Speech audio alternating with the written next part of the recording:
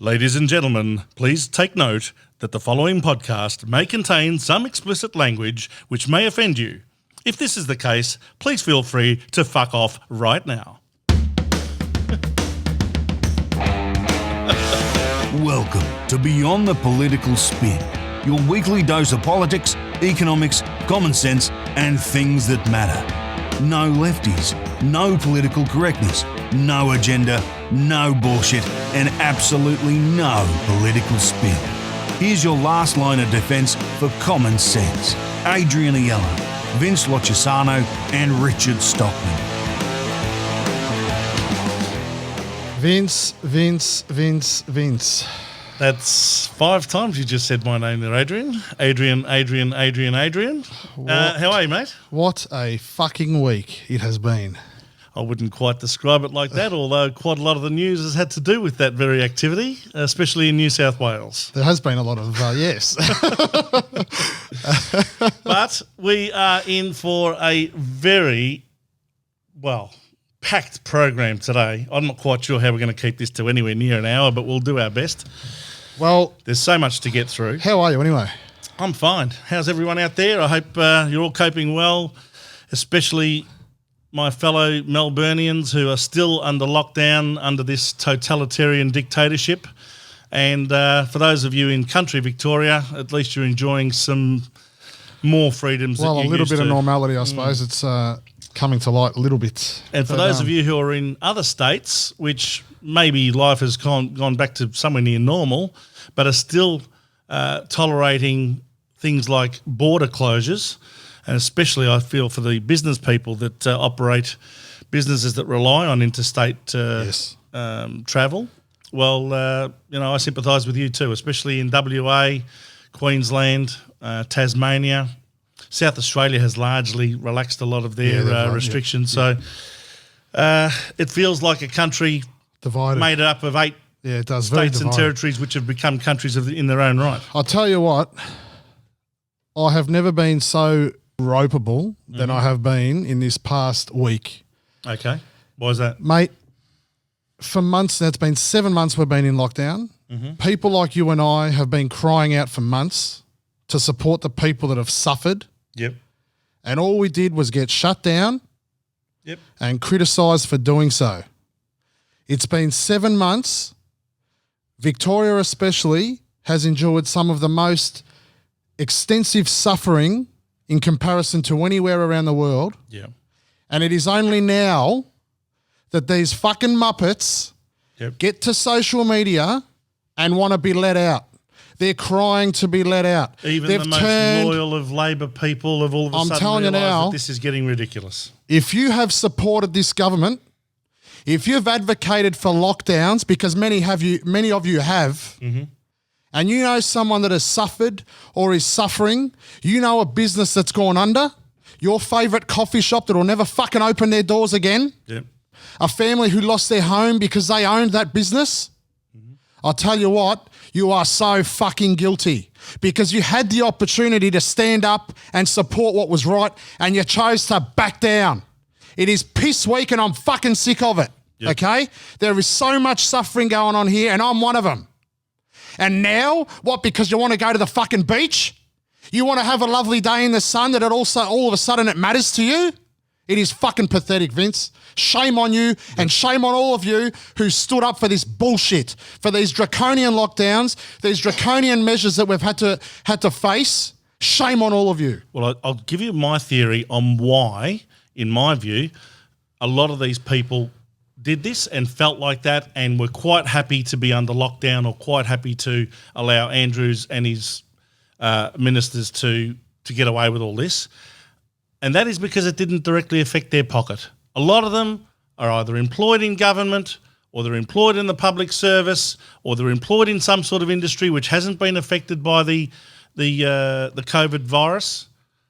And to them, it's fine. But they don't think about the people who are affected by it. They don't think about the small business owners who might have had to sacrifice a lot of their own private time, social time, in order to run that business for 10, 20, 30 years. Some of them, they will never open their doors These again. owners have racked up debt that is just unimaginable. Yep. And the banks, Right? and I've got to tell you, the banks, as much as they have given a lot of people time, because they know that if they enforce everyone's debts on everyone right now, the whole court system will be overloaded.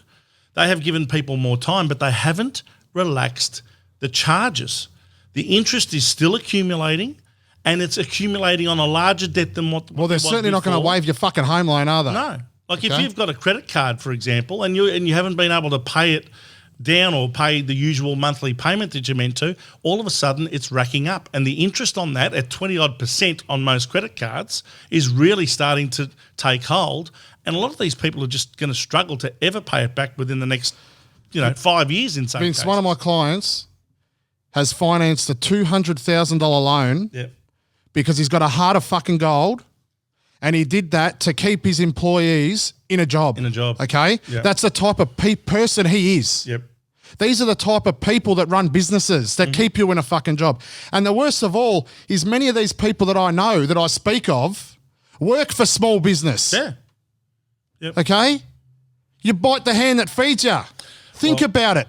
What about the innocent little children? I've got a 5-year-old and a 3-year-old. Look at the shit they've had to endure for the last 7 months.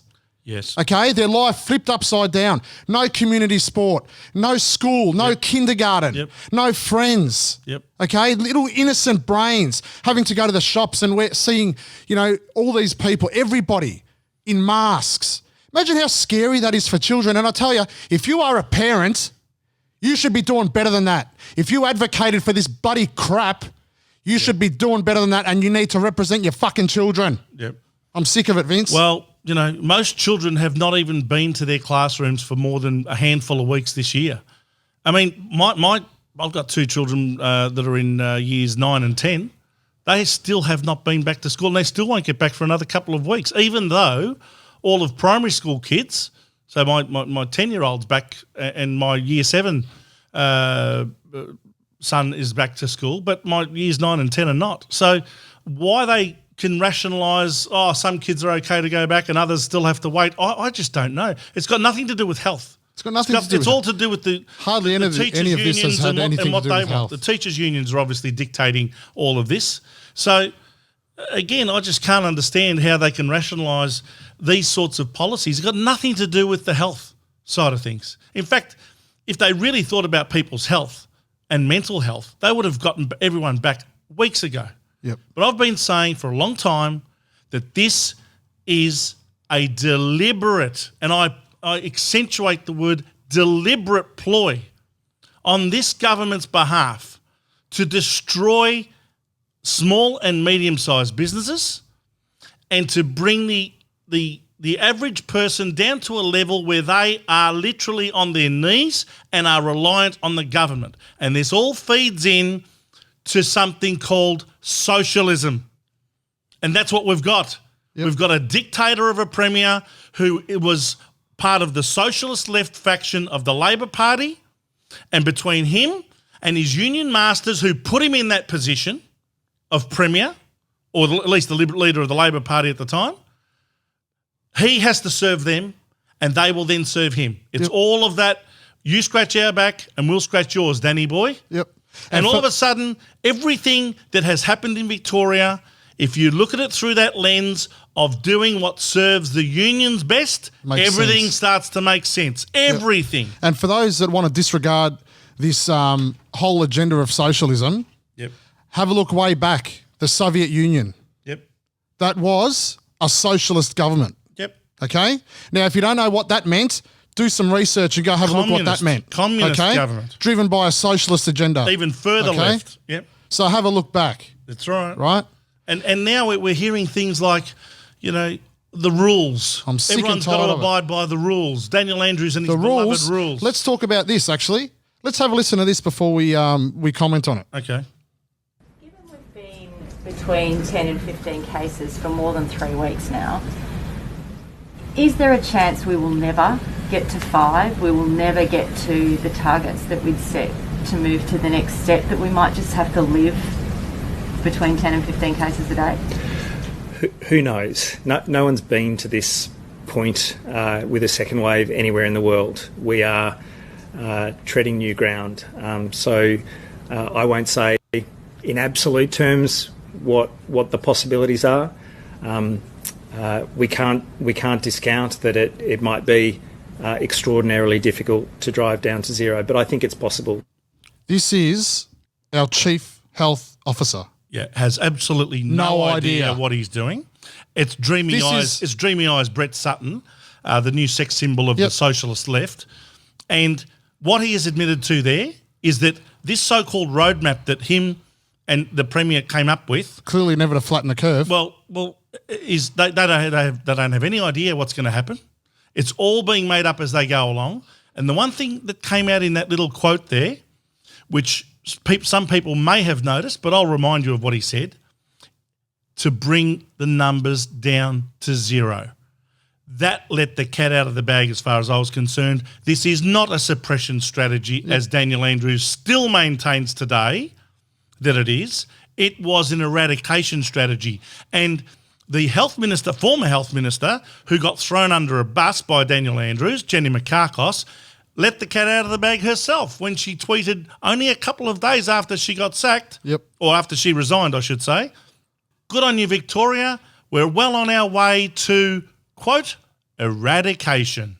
That was her words. And this is the government. Let the cat out of the bag. This is the government leading our way, locking us down like prisoners in our homes by a man who has admitted he does not know. He does not know about the roadmap that he drew. Well, he does not understand the model that he has implemented to turn the lives of Victorians on their head. Adrian, even so what did the Labor government do? They give him a 5 o'clock shadow. Right? And a sexy hairdo, and they paint him as a sex symbol so all the naive females that we're surrounded by can forget about his incompetence and focus on his beauty. And some males How as well. How fucking pathetic. And some males as well. The fact of the matter is, they've been shown up. The so-called roadmap has got no health basis to it at all. People need to see through this shit. There are a lot of things that have been imposed on us in recent weeks and months. Now, what are we? Week 14? It's the longest lockdown in the world, with numbers that are not even a pinch on some of the worst affected parts of the world, who are getting thousands and tens of thousands of cases per day. Here we are talking about numbers like 6 and 8 and 10 and 15. I mean, this is nothing. Again, but has he not seen what we've seen? Well, he's stated that no one is experiencing a second wave like us. Oh, it's rubbish. Absolute rubbish. The fact of the matter is, there are a lot of people out there, and it suits them quite nicely. Where has he been? Because they're on the public purse, or because they're on welfare, are quite happy to sit at home accepting even bigger payments than they used to get, okay, from federal government as well as state government handouts for getting tested. Do you know the state government's handing people all sorts of money just to come and get tested? And if that means that they can't go to work, they get paid? Some people must be going back week after week after week after week in order to get that money. And it just makes me sick how they're quite happy to hand out money to people who are just being tested and waiting for their test results. Or if they've had to isolate, all of a sudden they get payment for that as well. It's pathetic. Right? Yes. But people who do the right thing, they get fined. Yep. And people who do the wrong thing, like there's a few cases that we've found out about, who have breached rules, but so long as they tell their whole story, we won't fine them. And that guy that drove a truck through to Kilmore and then to Shepparton, he's not being fined for anything, even though he has broken a whole series of rules. Now, how does that make sense? And yet, there are small business people being fined $10,000 if they open the door. Yep. Now, this is how he speaks to you, right? You won't get in trouble if you tell the truth. Yeah. I haven't heard a line like that since I was in grade 6. You know what I find ironic about that? This is coming from a man who has not been able to tell us the truth for weeks and months about his hotel quarantine program. They've covered it up, and they continue to cover it up. And in recent days, and the last week or so, you will have noticed a woman called Peter Credlin, who used to be Tony Abbott, our former Prime Minister's Chief of Staff. She is brilliant, and she's flying the flag for all Melburnians and Victorians in trying to get to the bottom of what's happened here with this hotel quarantine program, because the so-called inquiry that Daniel Andrews personally set up to investigate himself has not been able to uncover anything. All they've been able to uncover is that no one knows what happened, no one knows who's responsible, no one made the decision, and everyone's got question marks. That's all it's uncovered.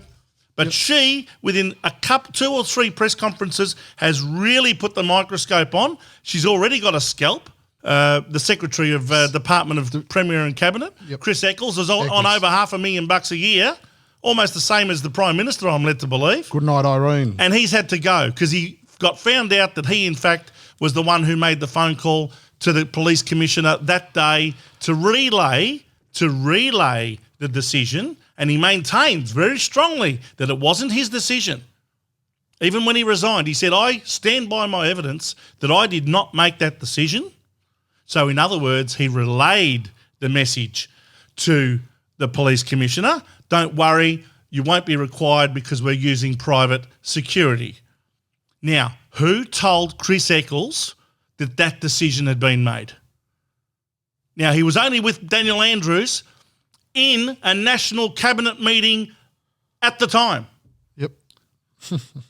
He'd only just stepped out of that meeting. And Daniel Andrews says it wasn't my decision. I had nothing to do with it. Well, if that is actually true, well, then you've got to go straight to someone like Martin Pakula, who was the minister at the time and still is, for jobs. And he's the one that signed the contract for $30 million for 3 months' worth of security work. $30 million. And the company that they engaged wasn't even on their preferred security companies list. There was no tender process, no double checks. In fact, this company and the guy who runs it and owns it and is the director of it was also involved in 2 other security companies who have since been disgraced and have owed people lots of money and are in all sorts of financial strife. And yet this is the company that they used to oversee hotel quarantine. Yep. Unbelievable, and no one wants to take responsibility or accountability for it. You know what? I don't care, and I don't think most Melburnians or Victorians care whether they actually get to the bottom of this as to who made the decision or not, because ultimately it's got to fall on the Premier. It's your government, your decisions that you have to be accountable for. It's cost 800 people their lives, hundreds of thousands of people their jobs, thousands of business owners their business, and hundreds of people have suicided because of your draconian lockdowns. Fall on your sword once and for all. Yep. But no, of course, Daniel Andrews doesn't run away from problems. He thinks it's up to him to fix it on his nice, big, fat, juicy salary. That's what he sees as accountability. That's his interpretation of I am accountable. It's my government's fault, so I will fix it. And I'll keep staying here at least until the next election, until it's fixed. You think that that's accountability, do you, Mr. Andrews? You are delusional. Yep. The problem with all this, Vince, is the people we've spoken about, okay, that continue to support this bullshit are becoming just as fucking guilty, okay? Just as much the problem. All right? People should be standing up to show these arseholes, whether you're bloody Liberal, Labor, Greens, whatever you are, is irrelevant, okay? I'll tell you right now. That we will not be controlled by a total shambolic bunch of politicians. Okay? What matters most to you people? Yep. What matters most? It is absolutely pathetic, Vince. Yep. Okay? We've seen mistake after mistake that has cost, as you said, right, everything, all of the above. Yep. Okay? And it's continuing. He's still using private security. Even now. Okay? Yep. The other day I had to come into the office. Yep. Now I had to go a different route home. Mm-hmm. Now there's a checkpoint at the Donnybrook exit on the Hume Freeway for anyone that doesn't know. Try to avoid it. Now it was 12 o'clock in the afternoon. Mm-hmm. I was heading to pick my son up from kindergarten. Yep. I wasn't aware that there was a checkpoint there. Mm-hmm. Here I come to the Donnybrook exit. Now, everyone is forced to veer off, so it's a compulsory checkpoint. Not only is there an amount of police is incomprehensible, right? there was a full ADF camp. There was about 8 army tents How many and countless, Defence Force personnel do you reckon were there? I couldn't even count them, Really? okay? So, What, we're talking dozens, hundreds, dozens, dozens. right? Yep. Now, you're telling me in the issues that really fucking mattered, the issue that cost 800 Victorian lives, Hotel quarantine. okay? Yeah. He chose to use a private security firm, Yep. but at a checkpoint, They've got ADF officers wasting there their is time ADF there. everywhere, Oh, that's ridiculous. police everywhere. Now, ADF were taking a back seat, That should be police. supervising, whilst the police were set up like a booze bus, okay? Yep. If a police officer or a group of police officers cannot man a checkpoint, right? Well, that just proves the incompetence they have, okay? Manned with guns at a checkpoint, if you can't stop at some derelict from crossing a border or a checkpoint, Well, they do. well, I'm with, sorry. Well, they don't Right? need that many people when they, for example, It is have a absolutely booze bus. Like if they have a pathetic. booze bus set up, they haven't got that many people manning a booze Vince, bus area to stop them from driving away or It is stop them from- intimidation No, it's ridiculous. and control. Yeah. That's clearly all it is, Yep. okay? Yep. Because where it mattered, it was rejected. Yep. So does that not tell the story? Human rights and our constitution that's what- flushed down the drain. That's what the police said. We'll get down on one knee with you. Well, you know what, Vince? That's bullshit. These people that have suffered and failed to cry out when it mattered, Yep. but are now doing so, Yep. they're going to have their day and they're going to have their time to prove to the rest of us that they will stand up for what is right, because in 2 years' time, there's going to be a state election, Yep. all right? And it is the opportunity for everybody to stand up together and show Australia, show Victoria, show your state, show your fellow fucking Australians What you stand for. what we stand for, and that no government is going to treat us like second-rate citizens. Well, I'll tell you a couple of things on that. One is what could happen and where they will try and get off the hook on this is if the Labor Party decide to replace Daniel Andrews, or if Andrews himself decides to finally do the right thing and resign, the Labor Party will present themselves with a brand new leader, that this is all a fresh start and that you can still rely on us to do this and do that and provide you with all the services and rah, rah, rah, rah, rah. And they will try and get re-elected on that basis because we've got a new leader, it's a whole new team, it's a whole new government. Well, don't let the Australian Labor Party, and in this case the Victorian Labor Party, get away with that crap, because there are plenty of people now that could have replaced Daniel Andrews within the Labor Party. There could have been a revolt against this dictatorial type of leadership months ago, but they've all been piss weak and it allowed him to almost run this government as a one-man show. Yep. No one's got the balls to stand up to him because they're worried about their own little position or their own future within the Labor Party if they dare stand up against him and actually have some integrity about them. Yep. But no one in the Labor Party has got it. It is about time the people of Australia and our parliamentary leaders grow a fucking scrotum. And do Vince. you know what else? And do you know what else has just recently Enough is happened? enough. You know what else has just happened? The omnibus bill has actually been passed through the Victorian Parliament. With some amendments, albeit yep. with some amendments, Yep. but it still gives them the control and the power to arrest people. Yep. Now, they've all of a sudden conceded that it can't be just anyone that they nominate to be an authorised officer. So they can't go sending in, John Setka from the CFMEU as an authorised officer to go and tackle some businessman and say that you're being suspected of breaking the rules. We're going to detain you and throw your kids into some sort of detention centre for 2.5 years. Yep. Because that's what the powers would have let them do. Yep. But that's now been amended so that they can't just nominate anybody, but certainly it still gives certain individuals of a certain title within the Labor Party and within the police, etc., to go and detain people. Yep. On suspicion. Suspicion. On suspicion And you can- that you may violate the rules. Yep. Now, why do we need these sorts of laws passed when we're down to single digits? Do you know how many cases there are today? Yeah, Two. 2 cases. 2 cases. No deaths, 2 cases.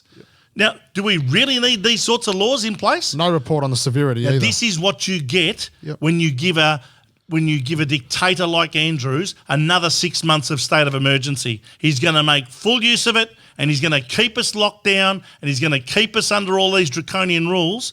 And by the way, if you think that even in the brightest of sunshine, he's going to relax everything, think again. And for that, we can thank the scum of this country, Those and upper house people. pathetic MPs and leaders, such as Samantha Ratnam, the leader of the Greens, who comes out of maternity leave just to fucking destroy us. Yep. What a total scumbag. She should be back having another child and stay at home where she belongs. Yep. And Andy Medic, MP from the Animal Justice Party. How pathetic is this bloke? Well, he's another one that also voted for the extension to the 6 months of state of emergency. Yep.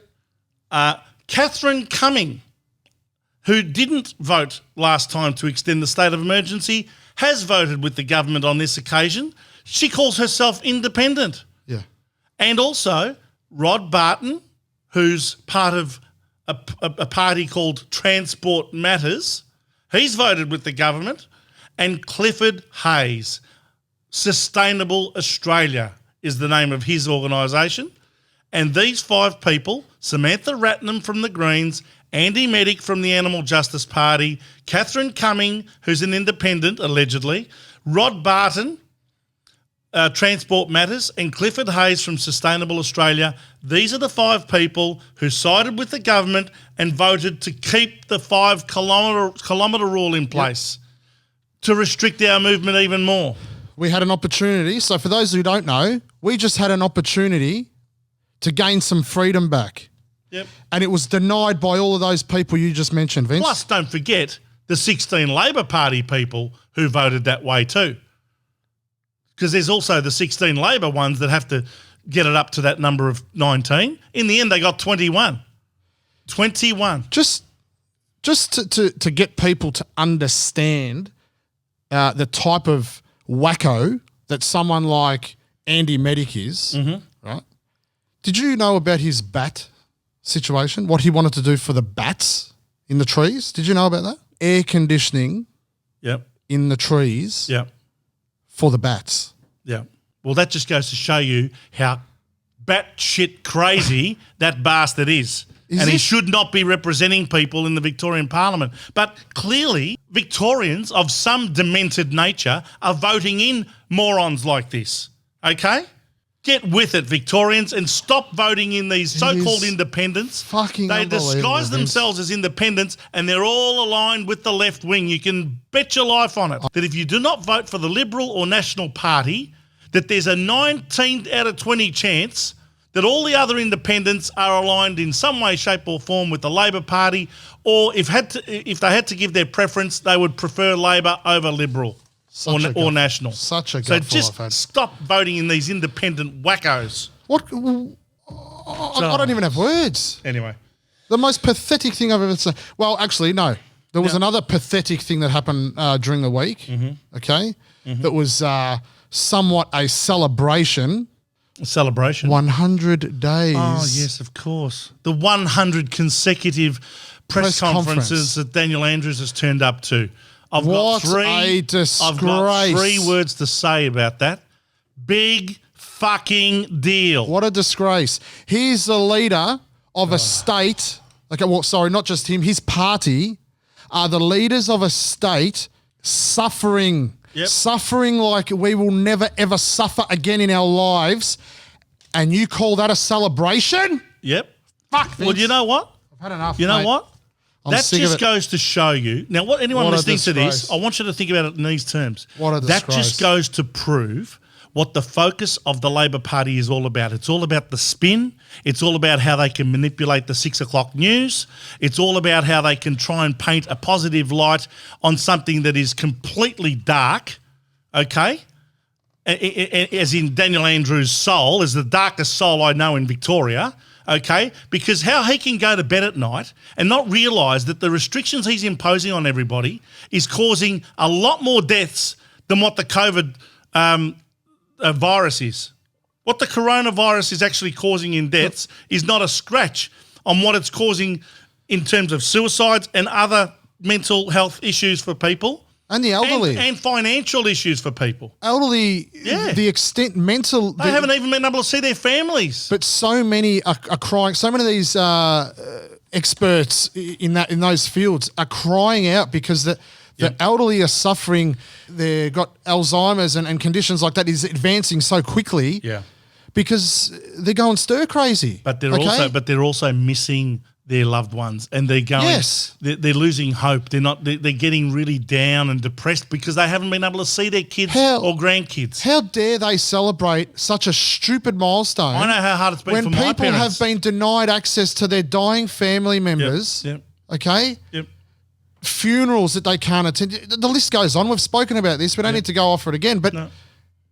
I just can't understand. Yet, on that post that the Labor government put on social media, we still have a bunch of lunatics Well, do you know how many people were talking congratulating them. But they're calling that great Vince. leadership because he turns up to 100 press conferences can't and bats away questions. stand it anymore. And he bats away all of the questions with one bat after another because most of these journos from ABC and all sorts of places like that, they're so friendly to him.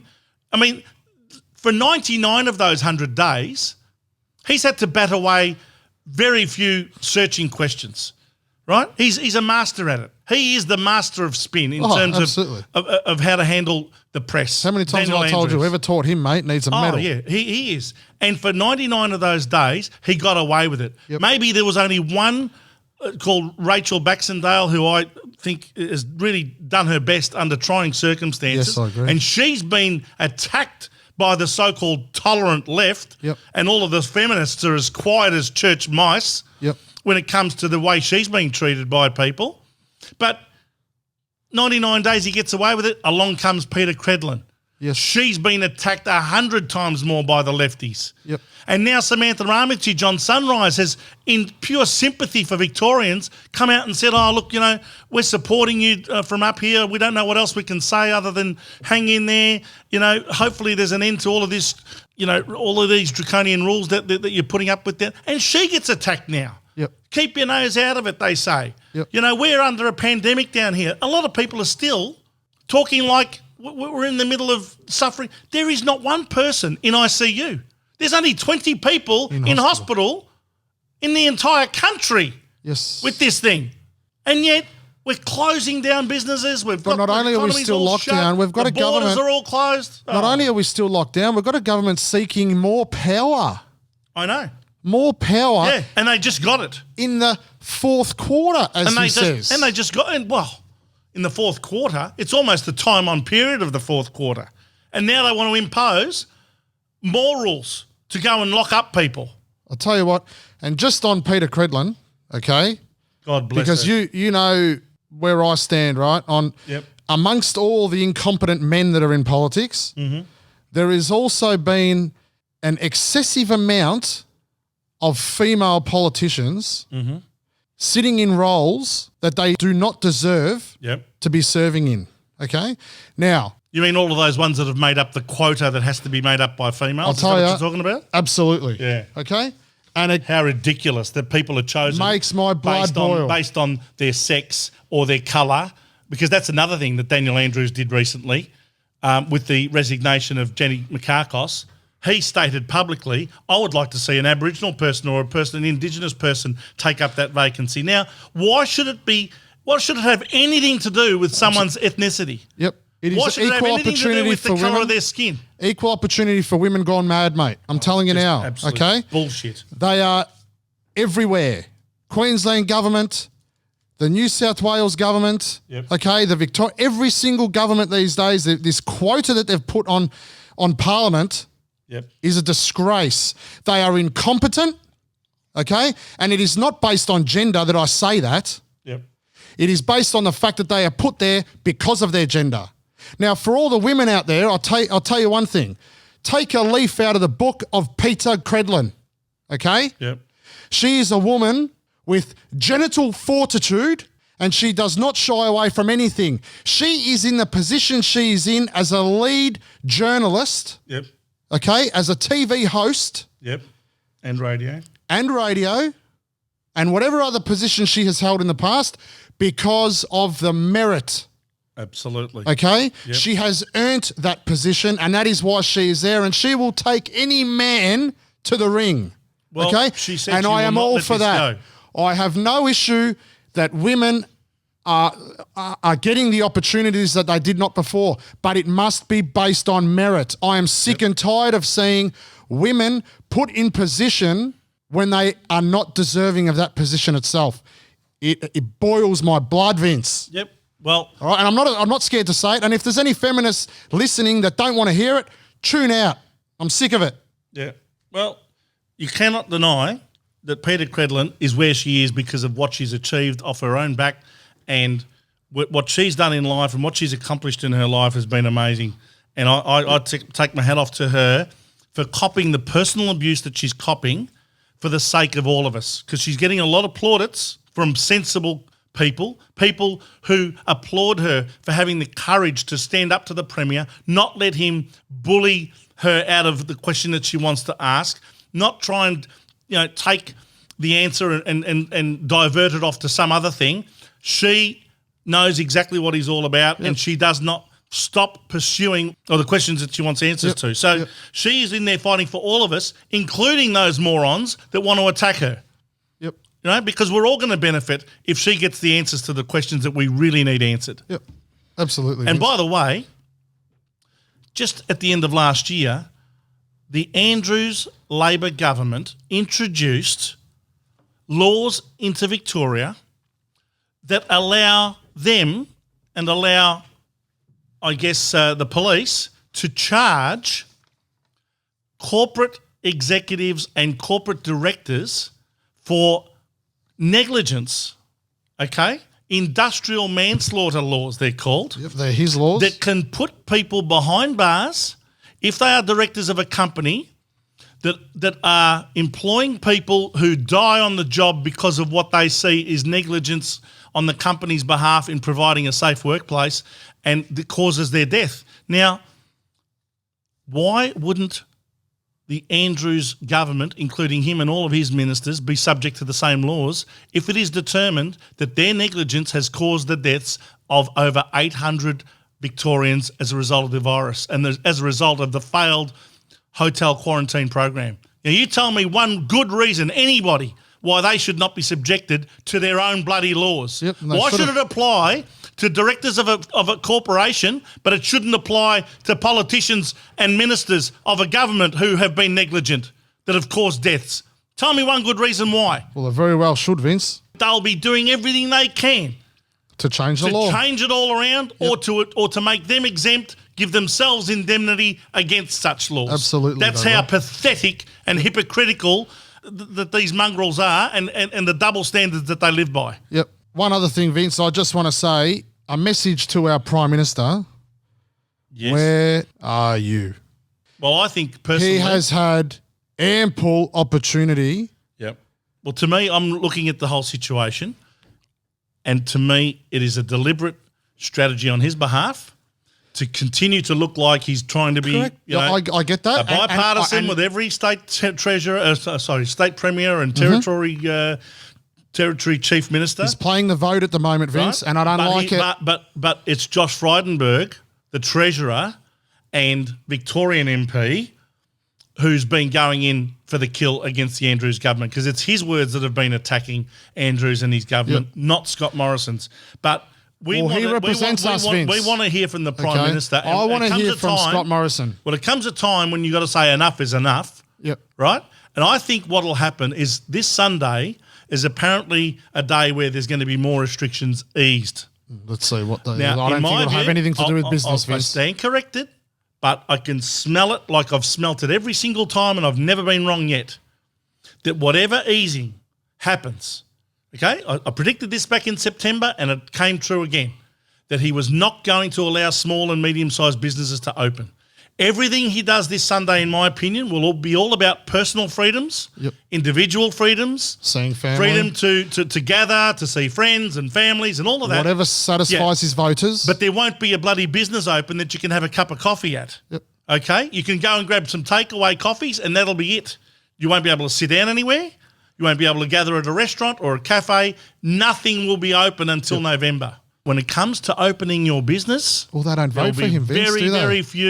Very few people will be able to get out of the financial hole that they're in for yet more weeks to come. I certainly don't know a small or medium business owner that votes Labor unless they're fucking not in their right mind, I tell you.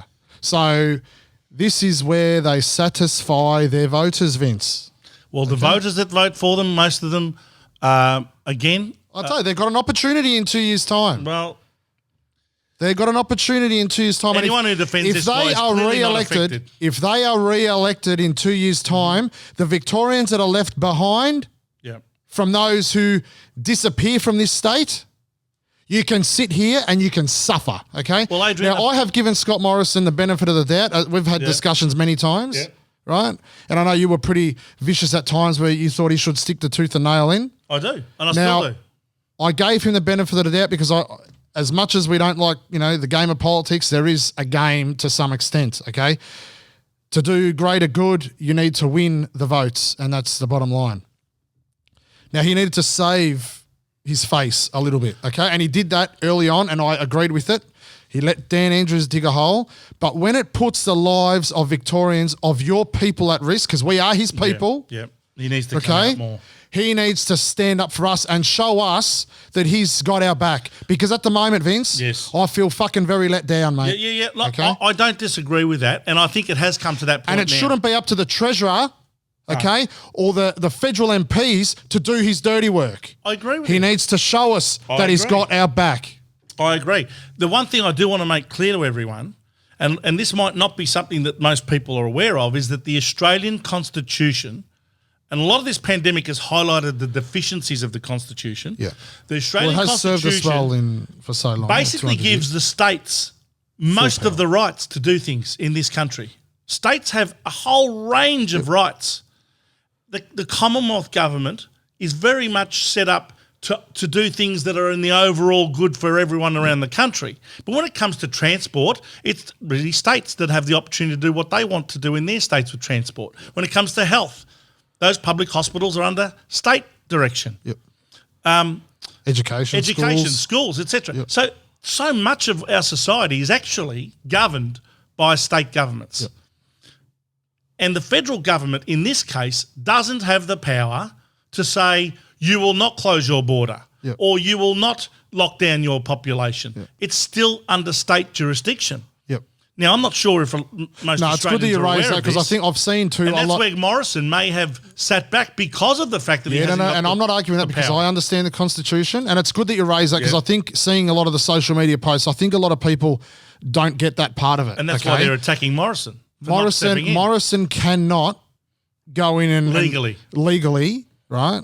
And enforce without the Commonwealth stepping in, right? He can't enforce things that are in the jurisdiction of a state or psychologically territory. he can come out and make a stand. Correct. Okay. Yeah. Correct. And he can call upon Daniel Andrews to do things. And psychologically, this national cabinet, right, that I was kind of fond of at the beginning, at the beginning of the pandemic, I thought, look, it's great to see some of these leaders coming together. It sounds like a good idea. It was not. It was never going to last psychologically, he has given false power to these individual state and territory leaders, okay, that all of a sudden think they are superior to the rules of the Constitution. Oh, yeah. And it's not legally, it's psychologically. They walk out of that cabinet meeting thinking they are more important and more enforceable than they actually are. And that's been a massive problem in the second half of this pandemic. Okay? And I'll say it right now. There are some Liberal premiers, such as Peter Gutwein in Tasmania,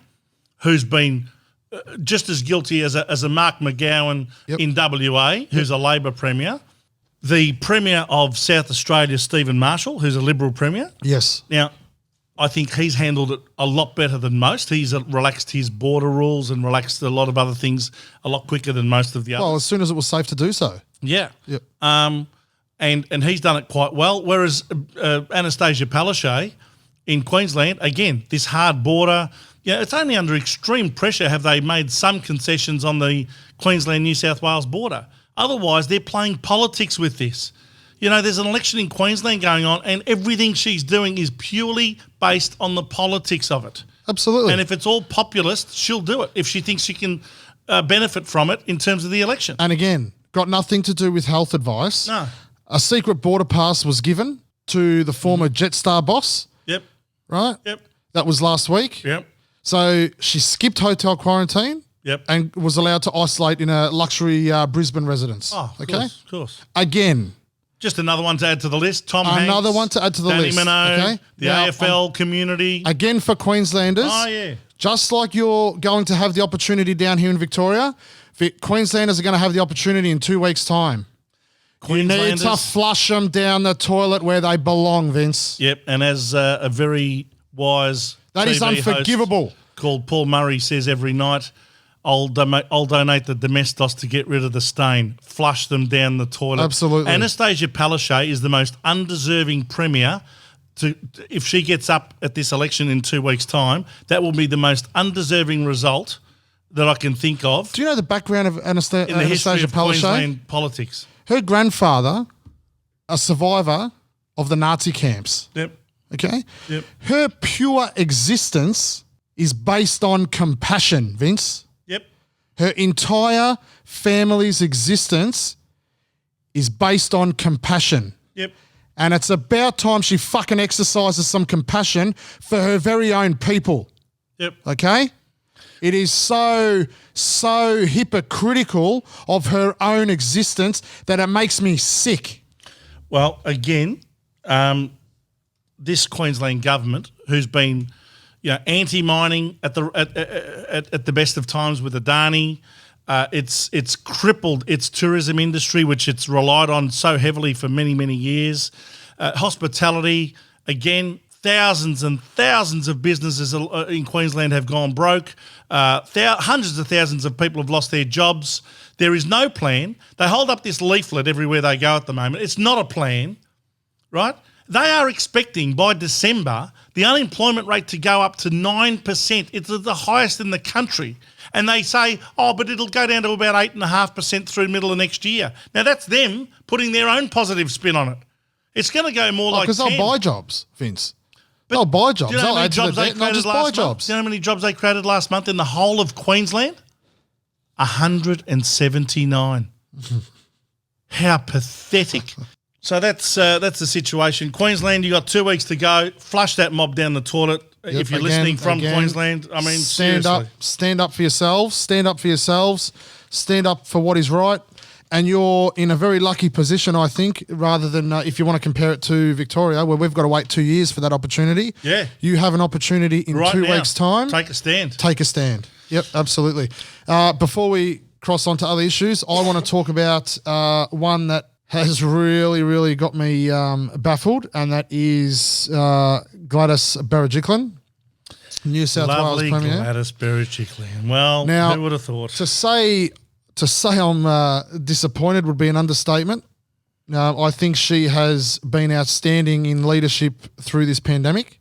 Yep. Her management has been exceptional. I think she's done a sensational job. You've got many of the left wing and the Labor parties that keep criticising for her letting the Ruby Princess in. I'll tell you one thing, they fixed that pretty quickly. Mm-hmm. They managed the outbreak.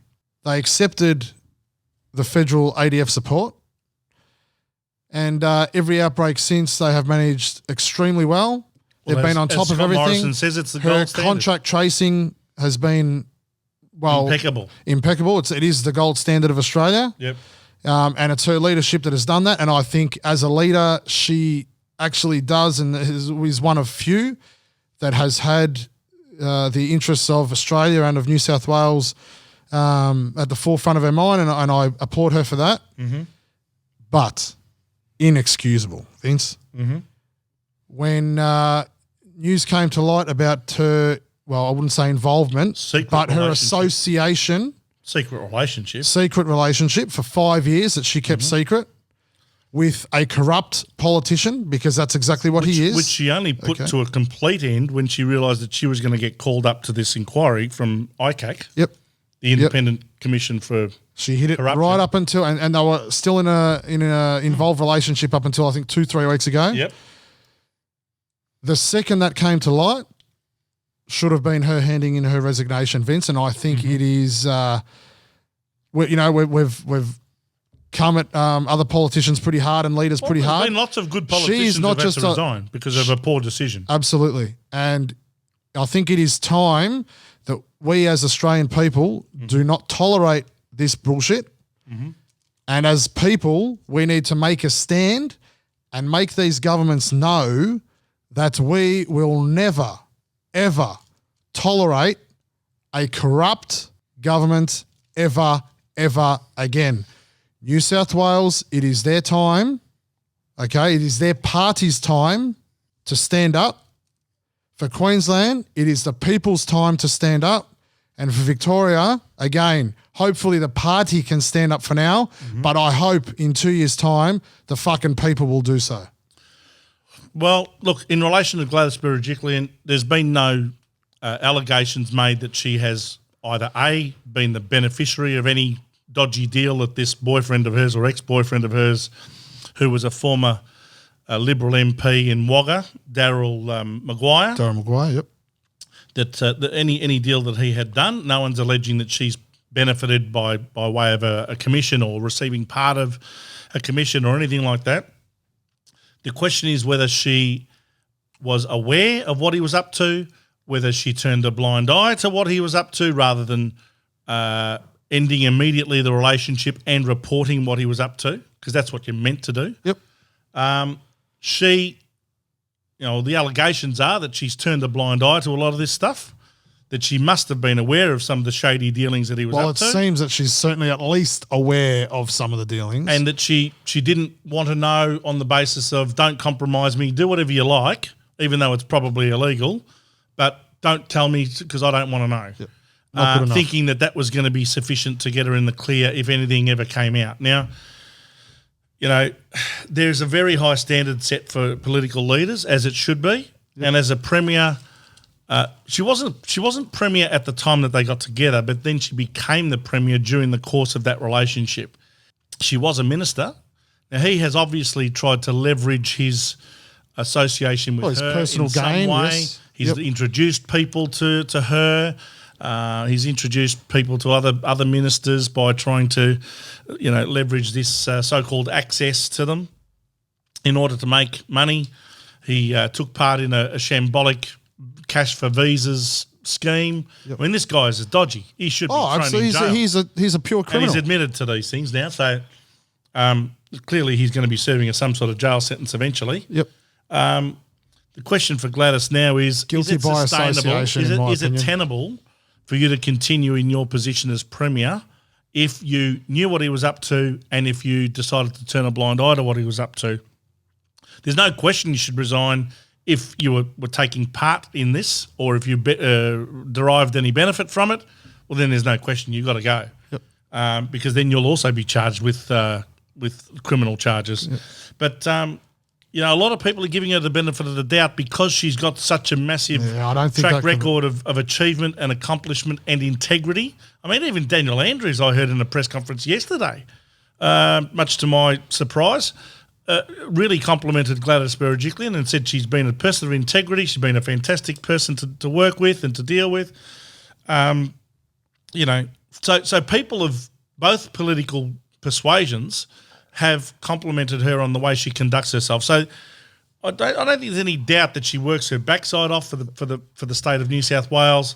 She has probably been exemplary in 95% of everything she's had to do, but not only is she compromising her position by having been in a relationship with this guy, she has clearly had opportunities along the way to sever the ties with this guy the minute some shady stuff came to light. I think that's where the problem is. Now, don't forget, she pushed for his exit from Parliament a couple of years ago, which he did, but she kept the relationship going.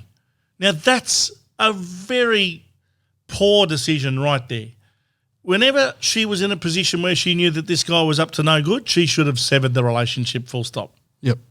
You know, you can't have it both ways, Gladys. You can't keep having a relationship with a shady operator and keep your position of Premier of New South Wales. The only person I've known that's been able to get away with that is her name was Julia Gillard. Yeah. Okay? She had a relationship with a bloke who was a corrupt bloke, accepting all sorts of payments, etc., and she's gotten away with it, of course, because she's on the other side of politics. And they covered up for her, whether it be, you know, Slater and Gordon, or whether it be the media, you name it, allegations around a property that she owned. Yeah, of course. Know. So, again, never had to answer any real serious questions on it, and she probably dodged a massive bullet on that one. I think as a leader of a state, and this is where it becomes so sensitive, is she's not just a MP, she is the Premier of New South Wales. So I think any of this conduct is simply inexcusable, intolerable, and by no means should any of the people tolerate it. And I think the second it came to light, it came into the public eye, that should have been her handing in her resignation. And I'm actually quite disappointed that she didn't have the decency to do so. And what makes me sick, and it is not just her, it is every single politician and every single leader. Can I have a guess? Is the fact that they just assume, what gives them the right, Vince, to assume that they are not going anywhere. And she came out and said it. I'm the New South Wales Premier and I'm not going anywhere. Yep. I'm sorry. Okay? It's like Daniel Andrews. I'm not going anywhere. Exactly I don't right. run away from exactly challenges. Right.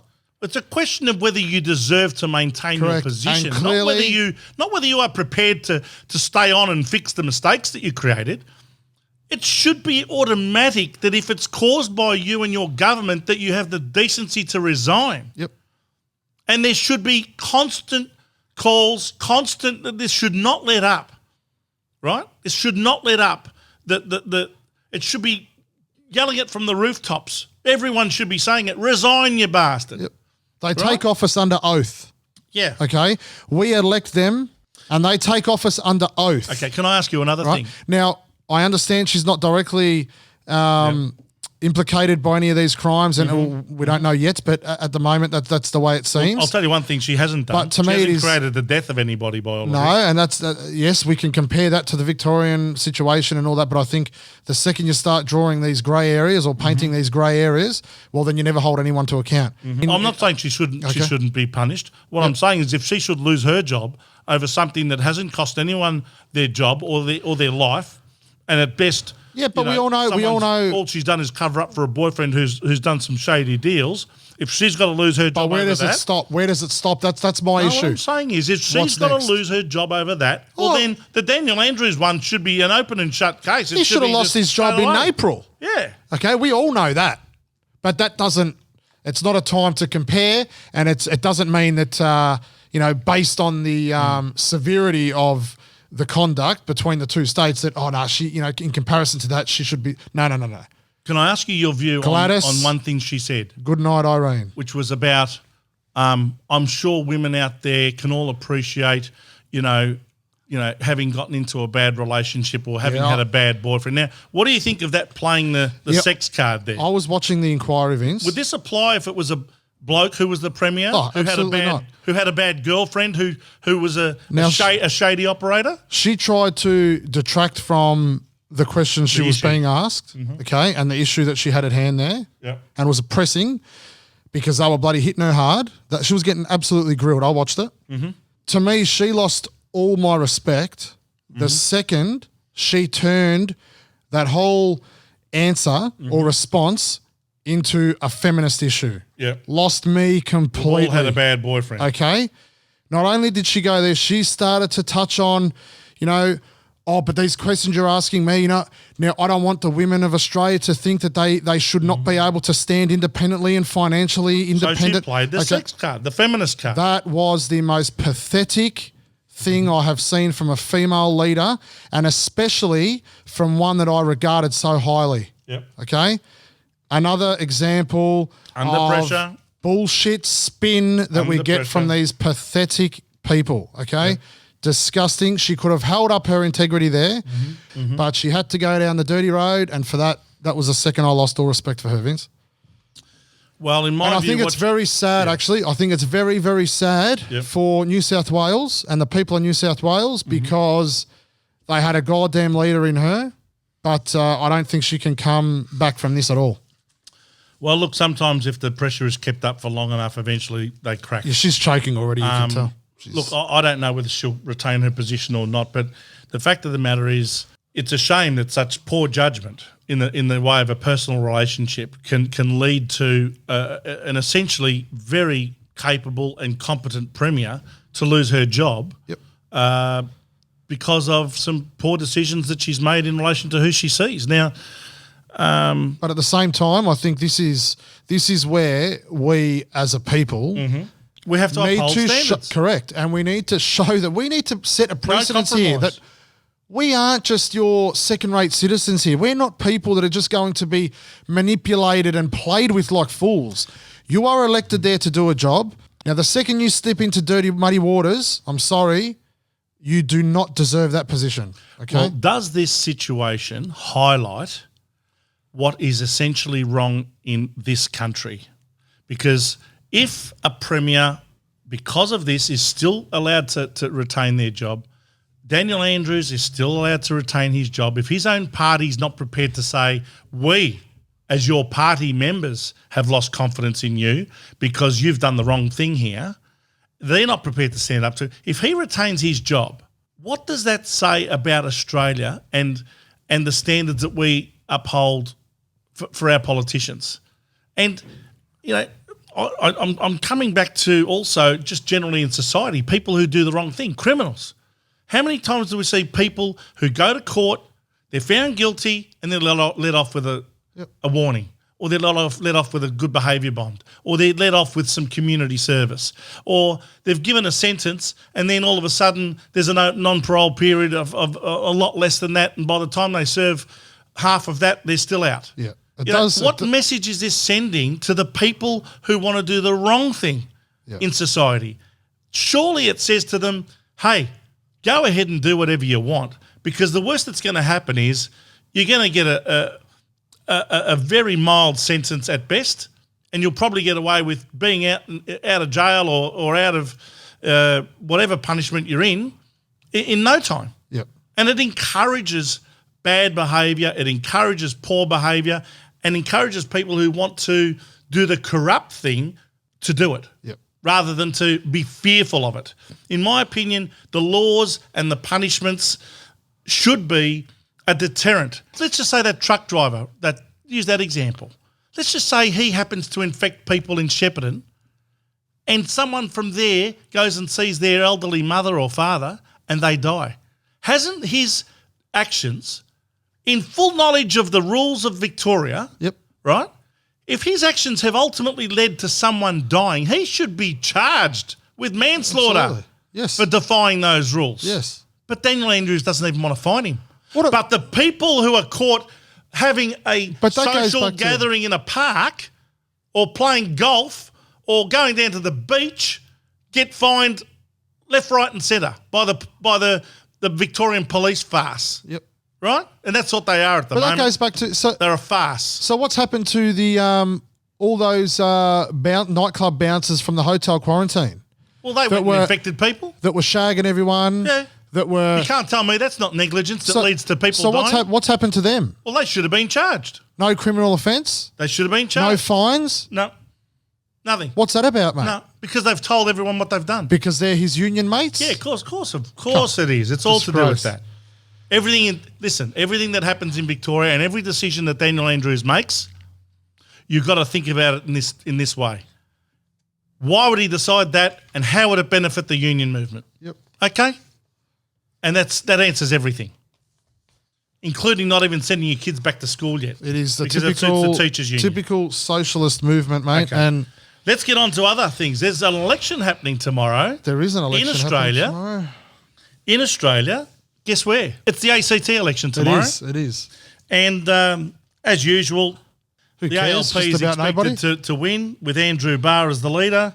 Alistair Coe heads up the Canberra Liberals.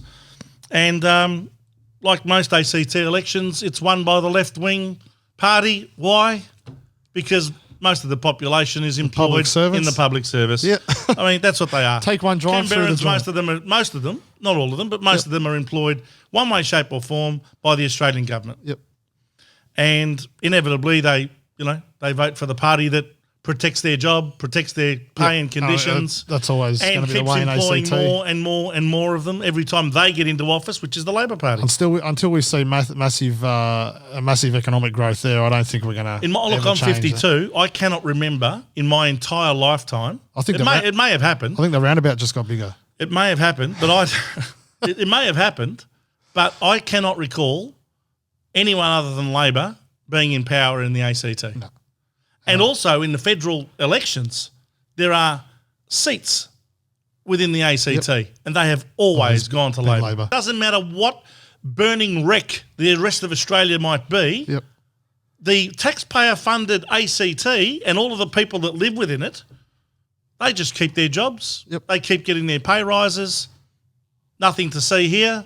No problem. Someone's got to clean There is their no job. recession. Oh, that's the other thing. Even the media in Canberra, the Canberra media pack, they're also littered, and littered is the right word because it means garbage. Yep. Littered with completely left-wing biased journalists working for completely left-wing biased publications. Canberra Times is They've a always point. been.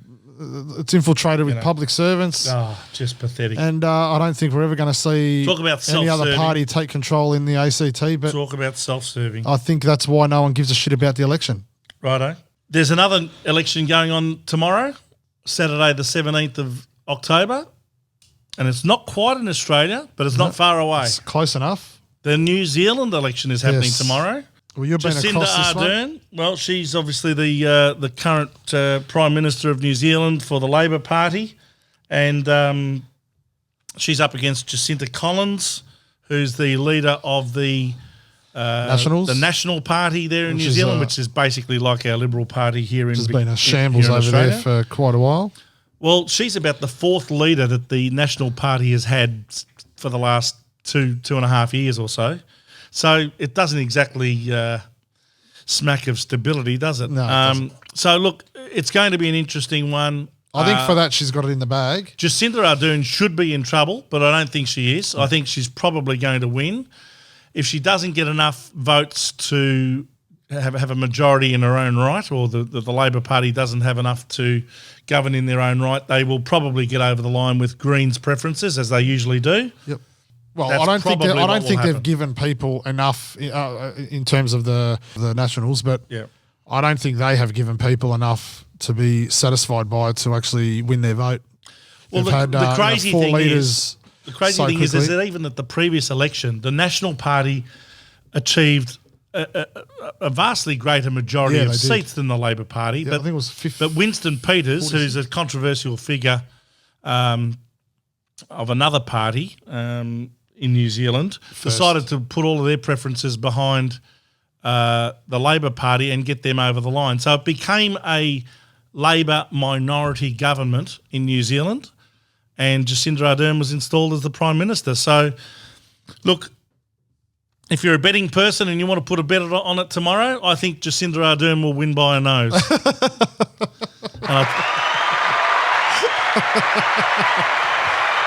I tell you what, she wouldn't get beaten in a photo finish, that's for sure. Donald Trump, Joe Biden debate that we saw happen about a week and a half ago. Yeah, What did you think of that? I did watch that, bloody hell. In a nutshell. I thought it was a disgrace. The whole debate, you couldn't hear who was talking about what. I was quite disappointed, actually. I think It was very difficult to listen to for the whole time. what a pathetic display of presidential standards. Yeah, Like, that's what I mean. It it annoyed is- me to try to concentrate on what was being said because everyone was talking over each other. And that Muppet, what's his name? Charles, the You mean moderator. the moderator? You know, if Trump didn't have enough to debate with already with Sleepy Joe, Well, he didn't have to debate he's also Sleepy got Joe. to debate a moderator who's meant to be there to just simply control the debate, who had no control whatsoever. Yep. Yet, you know, he's ripping out the questions to Trump and forcing the hard pressed questions on the current president. I thought it was disgusting, pretty much. But I think the vice presidential debate was a better one for me that we watched together, actually, and I think that was a lot better. True example of, I'd say an example of a true presidential candidate. I think Mike Pence did there was he's really a true statesman. Give himself an audition to take over in 4 years from absolutely. now when Trump finally finishes his term. I think the US can feel pretty safe with the future in Mike Pence, and he's certainly a statesman. He was very impressive. He was unbelievable. Kamala Harris, she made me cringe. In all honesty, she made me cringe. Oh, there was lie after lie she after just lie. blatantly lied about certain things. Yeah. About what Biden had already said. He's already admitted he's going Well, to there's public evidence. There's video footage. He's already getting rid of Donald Trump's tax cuts. He's already said it. And now she comes up and says, oh, no, he's not. Yep. Again, Mike Pence, I think if Americans do vote the right way, they're in pretty safe hands, and they get an opportunity to be in safe hands for the next 12 years. Yeah, exactly. Until Donald Trump's other sons take over. But yeah, I think they do it right. They'll save themselves for another decade at least. But just on that, you mentioned there about the tax cuts and things like that. It just triggered one for me. There was a social media post that I saw circulating just the other day, and what it was, Vince, was it was a picture. That, one side of the picture was a poor man, right? It looked like a homeless person. Yep. And on the other side was some successful businessman with his mansion behind him. Hotshot. Yep. Now this individual that I saw circulate this post, who I actually thought was better than that, but anyway, they basically said in their post as they shared this photo that if it means supporting this man to punish this man, you can call me a socialist all you like. Now, that there just shows me the total ignorance and lack of understanding of the way the fucking world works. And you know how I put that down to? Now, I just want to say the parents and the teachers. That image and pathetic. that post that was put up with that image is so hypocritical, okay? And misleading. It's not true. Because I'll tell you what, as they're going to do with the Biden government if they get into power in the US by taxing successful people, because that's who's going to get taxed hard, okay? Who is going to employ that poor homeless person if he's got any chance of being employed?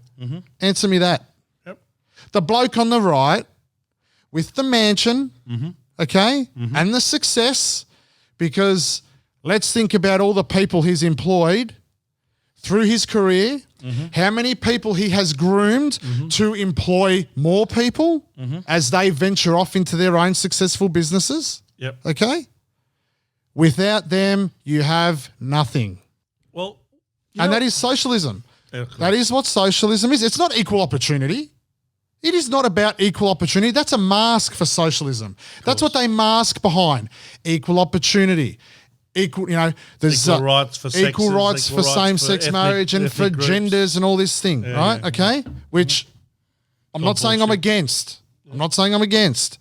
But that is a mask for the real agenda, and the real agenda is equal wealth. Okay? Yep. That's what it is. It's a bloody common Redistribution of wealth is what it is. yes. They remove the disparity between the disparity of wealth. Yeah, regardless of how much you've had to work your ass off to make whatever you've The got. bottom You've got to feeders- give some undeserving Correct. bloke who doesn't want to work. That's what half of socialism you've made. is. And if you don't know that, well, stop supporting it. Yep. Okay? Yep. Do some research, because I'm sick of this ignorant bullshit that I see. Yep. And it circulates and it brainwashes. And the ones that are affected are our young teens who are so easily manipulated, and it's dangerous. They should not be thinking like this. Well, it's naive. And a lot of kids do leave school with that sort of naive mentality. They even go through university having that mentality even drummed into them even further. And you know when most of them wake up to themselves? When they have to actually support themselves, work hard, to get whatever they want to get, whether it's a house, whether it's a car, whether it's whatever else. Because if you think that the world owes you a living and that you shouldn't have to work hard to achieve it, you're delusional. Yep.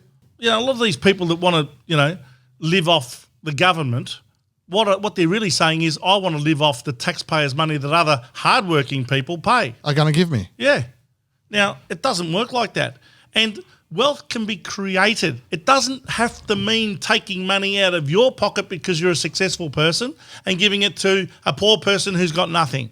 That doesn't achieve the ultimate goal. It doesn't. If we can help more people, Allow them to flourish. if we can help more people get into business, more people are employed as a result, more people earn salaries and wages instead of being on welfare, that's what makes your country grow. That's what creates additional Yes. wealth Understand in that. the entire system. But these people don't have it explained to them. No, they don't. And they need to understand that socialism culls competition. It culls small to medium business and the private sector in its entirety. Yep. And it culls any person with ambition and drive. Okay? That's what it culls. It gets it.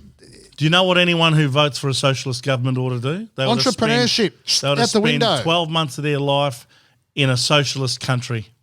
Go and live in Venezuela for 12 months and see what it's like, and then come back and see whether you're really North Korea. espousing the virtues of socialism after that. Yeah, go and live in North Korea under Kim Jong-un and see how you go. Yep. No, I totally agree. Yeah. Vince, Anyway. let's wrap it up here because we've covered a lot, actually. I think it's a massive thank you for tuning in. Hopefully you do actually enjoy what we speak about and the passion we have. I think we had quite a bit of passion today, but it's been an overwhelming week mentally for quite a few, and certainly myself. So I may have expressed that, but it's all for the good. And do get in touch. If you do want to get in touch and raise a topic, please do so. Don't be scared. Well, don't be shy. And even if you want to jump on the phone interview, if you want to debate us or raise a certain issue and talk to us personally, we can set that up via a phone in. So it is no issue at all. Just hit us up on the Facebook page. Again, Beyond the Political Spin. And the email is chat@beyondthepoliticalspin.com. And hopefully Richard Stockman will be back next week because he's been so busy in the last few weeks campaigning that he hasn't been able to join us on our podcast, but he'll be back, I'm sure, next week. He will be back next week after his campaign. So again, thank you very much, and thank you very, very much for tuning in. Thanks for tuning in to another episode of Beyond the Political Spin. Don't forget to like and subscribe wherever you get your podcasts. Stay connected. Follow us on social media at Beyond Political Spin.